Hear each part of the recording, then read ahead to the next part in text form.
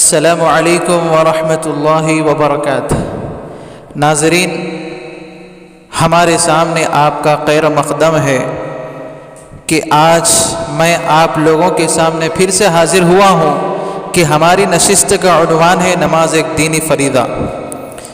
نماز اسلام کا دوسرا رکن ہے اور نماز ہر بالغ مسلمان پر نماز فرض ہے، خواہ مرد ہو یا عورت ہو۔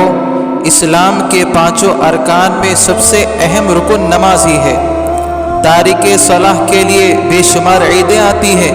اللہ کے نبی صلی اللہ علیہ وسلم نے ارشاد فرمایا کہ مسلم کی حدیث ہے کہ کسی آدمی کے ایمان اور کفر شرک کے مابین حد فاصل ترک نماز ہے۔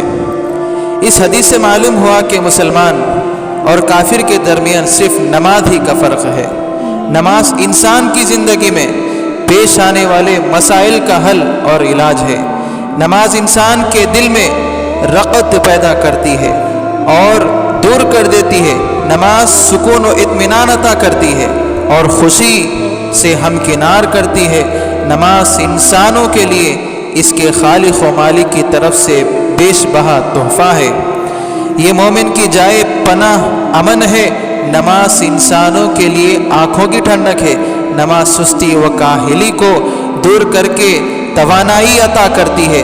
نماز کو دین کا ستون قرار دیا گیا ہے۔ اس کو اٹھانے والا دین اسلام کو اٹھا رہا ہے اور اس کو باقی رکھنے والا دین اسلام کی بنیاد اور عمارت کو مضبوط بنا رہا ہے۔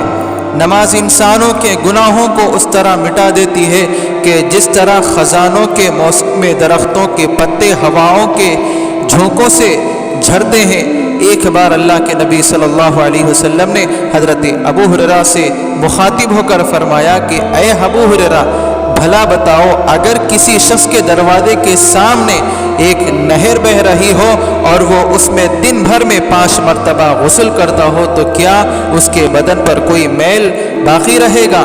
حضرت ابو ہریرہ نے کہا ہرگز نہیں۔ تب آپ نے کہا کہ اسی طریقے سے جب کوئی شخص دن بھر میں 5 مرتبہ نماز پڑھتا ہے تو اس کے اوپر کوئی گناہ باقی نہیں رہتا۔ نماز میں آقا و غلام، فقیر، غنی، مالدار سب برابر ہو جاتے ہیں۔ نماز میں کسی کو کسی پر فوقیت نہیں حاصل ہوتی۔ ایک ہی صف میں کھڑے ہو گئے محمود و ایاس، نہ کوئی بندہ رہا نہ کوئی بندہ نواز۔ لیکن جو لوگ نماز سے منہ پھیرتے ہیں اور اس کی ادائیگی میں سستی اور غفلت کرتے ہیں، دنیا میں بھی خسارہ پانے والے ہیں اور آخرت میں بھی۔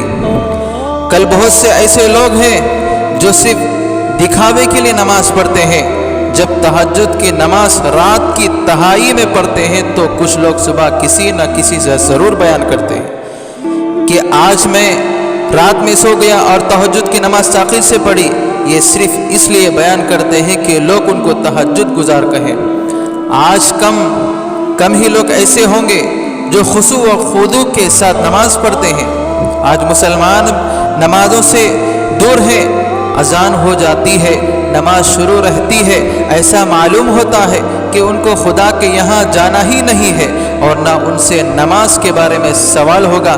مسلمانوں، یاد رکھو کہ سب سے پہلے اللہ کے یہاں نمازی کے بارے میں پوچھ تاچھ ہوگی۔ بہت سے لوگوں کو میں نے دیکھا کہ جیسے نماز پڑھ کر مسجد سے باہر نکلیں گے دوسروں کی غیبت و برائی کرنے میں مشغول ہو جاتے ہیں۔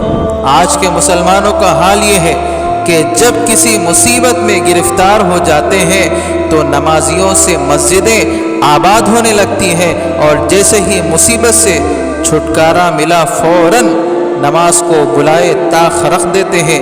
حالانکہ قرآن اس کا سخت مخالف ہے۔ اللہ تعالیٰ نے فرمایا کہ جب تم نماز پڑھو تو اللہ کو یاد کرو، کھڑے ہو کر بھی یاد کرو، بیٹھ کر بھی یاد کرو، لیٹ کر کے بھی یاد کرو، پھر جب خوف جاتا رہے تو نماز کو درست کرو۔ بے شک نماز مومنوں پر فرض ہے، اپنے مقررہ وقتوں پر بھی فرض ہے۔ نماز برائیوں اور بے حیاؤں سے روکتی ہے۔ ان الصلاۃ تنہی عن الفحشاء والمنکر، بے شک نماز بے حیاؤں اور برائیوں سے روکتی ہے۔